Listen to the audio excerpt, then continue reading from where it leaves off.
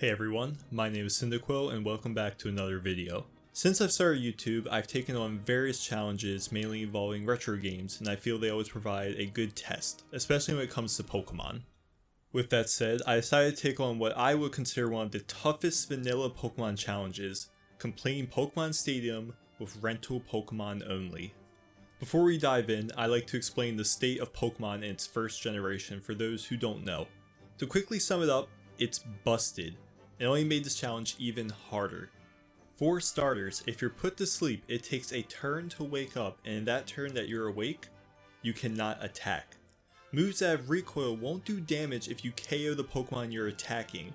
Crit is based on speed of a Pokemon, so Alakazam and Jolteon are critting demons. Finally, the absolute worst mechanic we will have to deal with is getting frozen. In Gen 1, if you're frozen, you will stay frozen unless you use an Ice Heal, which we can't in Stadium, or in hilarious fashion you're hit with a Fire type move to defrost you. With the Gen 1 mechanics explained, let's explain the challenge itself. Of course, I play on original hardware as I always aim to do. My goal is to complete Pokemon Stadium using only the rental Pokemon provided in-game. This means I cannot transfer Pokemon from Red, Blue, Yellow to help out. Rental Pokemon are funny, as for example Blastoise and Charizard have awful movesets, while Charmeleon and Wartortle will have moves like Flamethrower and Ice Beam. As you can guess, using Rental Mons puts us at an immediate disadvantage since we're usually using Stage 2 Pokemon, or Pokemon that have less than favorable accuracy moves like Thunder or Fire Blast. Next, we don't have access to save states since we're on the N64. I'm sure that was obvious, but I wanted to make it clear since Stadium is on the Switch now, and it gives people access to Nintendo's version of save states. And finally, the challenge consists of completing Gym Leader Castle Round 1 and Round 2, all 4 Stadium Cups and their respective difficulties Round 1 and Round 2, and Mewtwo Round 1 and Round 2. With all that laid out, let's see how hard is it to complete Pokemon Stadium using only rental Pokemon. When I decided to take on this challenge, I honestly did not think it would be as difficult or time consuming as it was. For context, this video was originally scheduled for August 19th. Yeah, that about sums up the pain of Pokemon Stadium. As I loaded up Pokemon Stadium for the first time in 20 years, nostalgia filled me to a simpler time without a care in the world. Memories of battling friends and playing the amazing minigames Stadium has to offer. The first order of business is to take down GLC Round 1.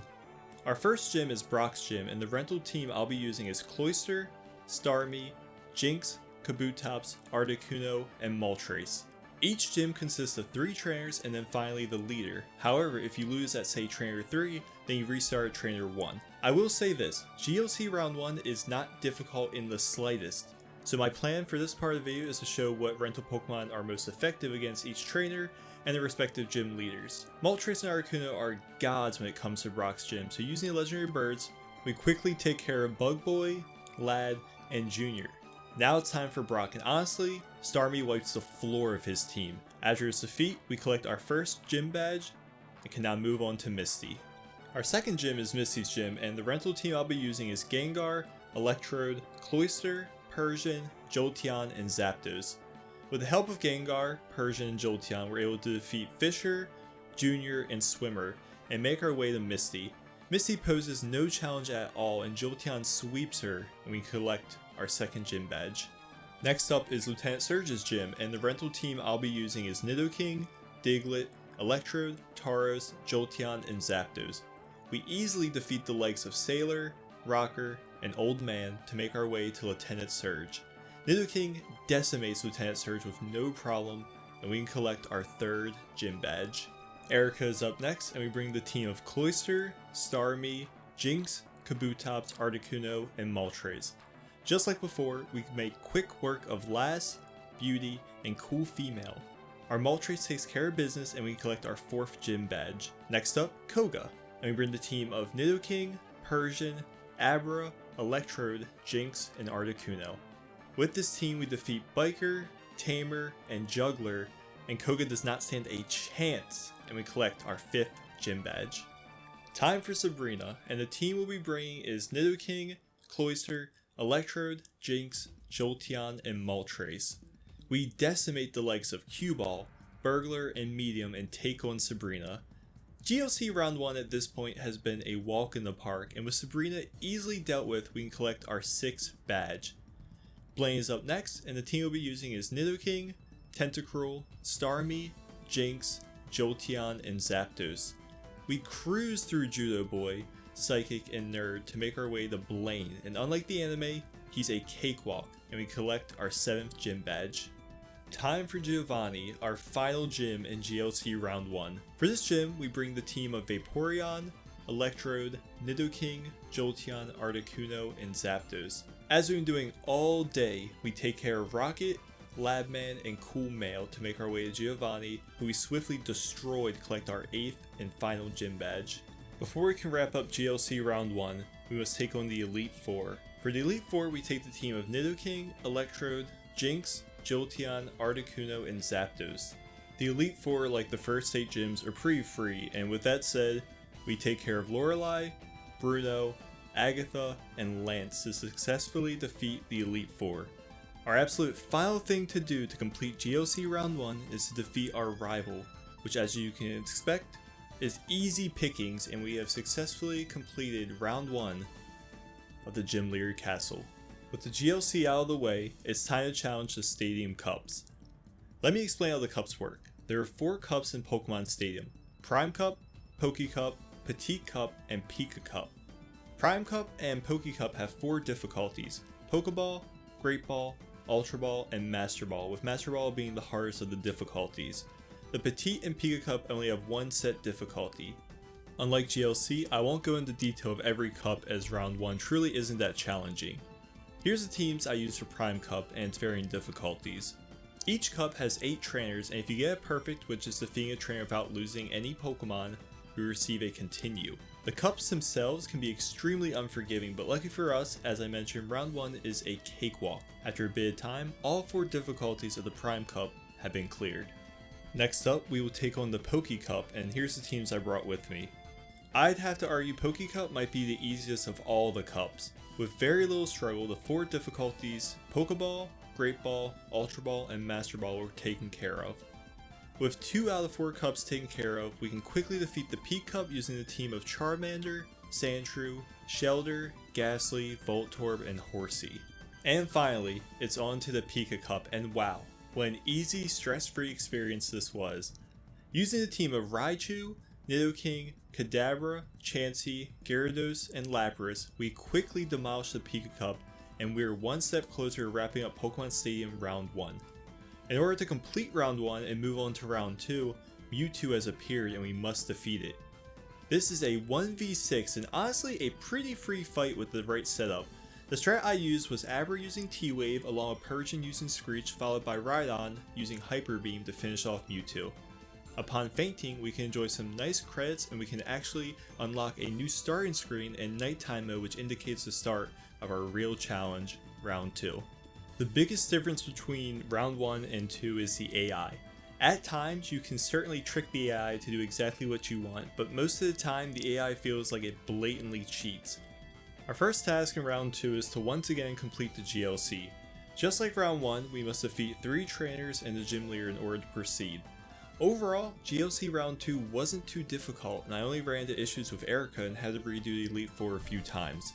I will say, I had to deal with a Hellspawn Lickitung that maxed out its evasion against my Graveler, that brought back very painful memories of a Registeel. As you can see, my Graveler couldn't hit the Lickitung for a whopping 8 minutes, and I really at this point wanted to give up on the challenge. But we persevered and wiped the floor with the entirety of GLC round 2 and our rival. Round 2 really shines in the Stadium Cups, and I'll be honest, I really consider quitting this challenge, and you'll see exactly why. So of course, I started Prime Cup, and truth be told, Pokeball, Great Ball, and Ultra Ball difficulty weren't really that challenging. It wasn't until Master Ball difficulty that I met one of Stadium's demons, Mewstor. Mewstor is on the final trainer's team, and it has Stab Psychic, T-Wave, Tri-Attack, and Soft Boiled. The worst part was this was on the final trainer's team, so I need to beat 7 trainers back to back to even have a shot at defeating this monster. Oh, and one of the trainers on the way to the finals has Oko moves. Down already!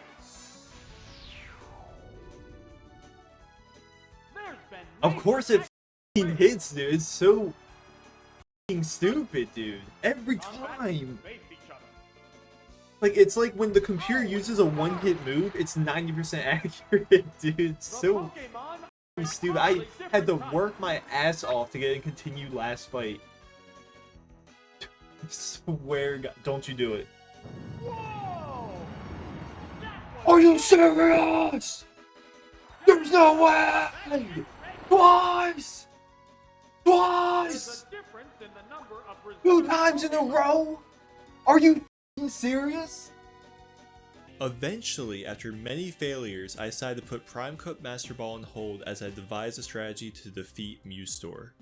I quickly took care of Petit Cup with the team of Charmander, Sandshrew, Poliwag, Ghastly, Voltorb, and Horsey. I then decided to take on the Pika Cup, and wow, I had no idea what I was getting into. The team I brought on the Pika Cup was Raichu, Gengar, Exeggutor, Chansey, Starmie, and Lapras. So trainers 1 through 4 are a cakewalk, and then you meet Hygar the Gengar. Essentially, if you get Hygar, it's GG. So after getting Hygar pretty much every run, I decided to make a team change. I replaced Chansey with Kadabra, and I had finally found my Hygar counter, but I wasn't out of the woods yet.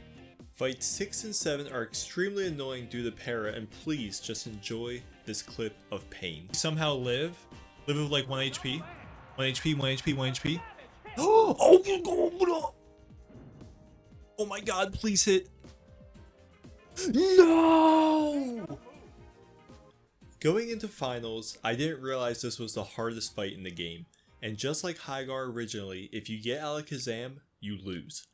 Safe to say I got destroyed every single attempt, and I was near my breaking point as no strategy I came up with was working. I decided to take a break to clear out the Poké Cup. The Poké Cup was surprisingly easy, and it was nice to actually make some meaningful progress towards the challenge. With just Prime Cup Master Ball and Pika Cup left, I decided to tackle the more evil of the two, Pika Cup. For context, I started my Pika Cup attempts on August 14th. This was 4 hours daily of attempts on my Twitch of absolute pain and devastation, but finally, on September 7th, I got the God Run, and my Raichu hit a clutch thunder. Enjoy. And Para? Thunder Para?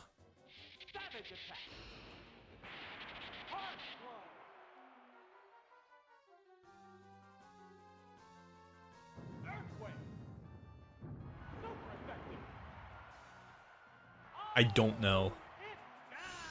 I do not know right now. We have to hit Ice Beam. It's as simple as that, and Ice Beam has to devastate this thing. I don't think Ice Beam does 26. It might. It might. I don't think it does, though. It just might. As long as we don't get bodied. Oh god, submission's gonna hurt. Miss? Okay. Oh. Wait, stop. So let's go! Let's go! Let's go! Let's go! Ah! Ah! It's on! It's on! Let's go! Let's go! It's done! It's done! It's done! Cheating game!